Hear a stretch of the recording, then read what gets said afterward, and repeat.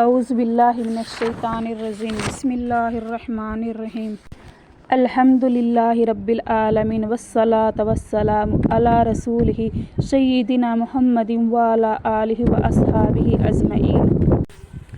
چغلی اور پیشاب سے نہ بچنے سے قبر کا عذاب ہوتا ہے۔ حضرت ابن عباس رضی اللہ عنہما سے روایت ہے کہ حضرت رسول کریم صلی اللہ علیہ وسلم کا 2 قبروں سے گزر ہوا۔ آپ نے ارشاد فرمایا، ان کو عذاب ہو رہا ہے، بلکہ ایسی معمولی باتوں پر جن سے بچ سکتے تھے۔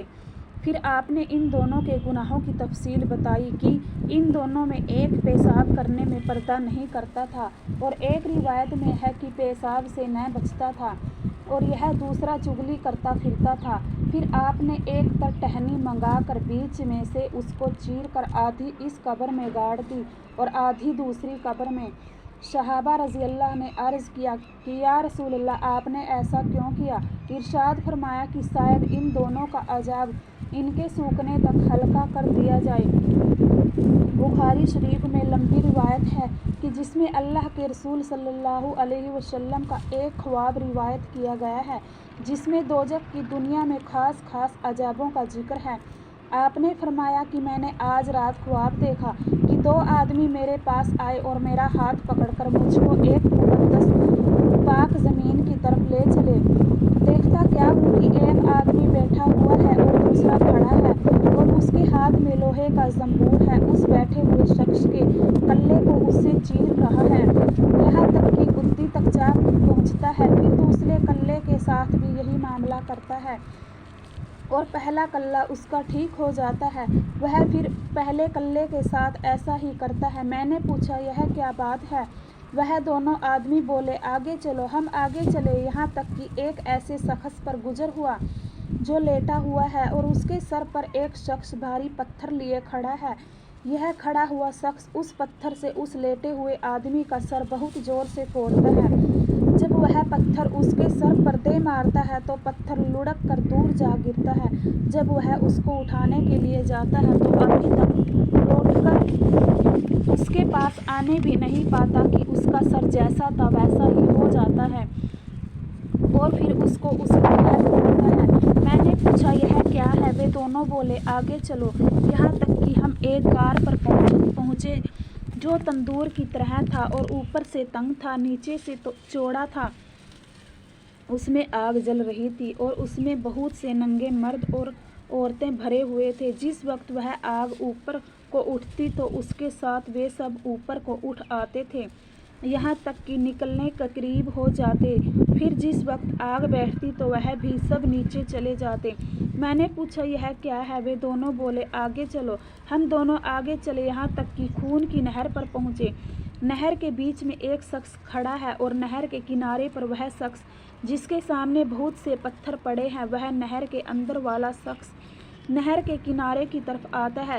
جس وقت وہ نکلنا چاہتا ہے، وہ کنارے والا شخص اس کے منہ پر پتھر اس زور سے مارتا ہے کہ وہ پھر اپنی پہلی جگہ پر جا پہنچتا ہے۔ پھر جب بھی وہ کنارے کی طرف آنا چاہتا ہے، اسی طرح پتھر مار کر ہٹا دیتا ہے۔ میں نے پوچھا، یہ کیا ہے؟ وہ دونوں بولے، آگے چلو۔ ہم آگے چلے، یہاں تک کہ ایک ہرے بھرے باغ میں آ گئے۔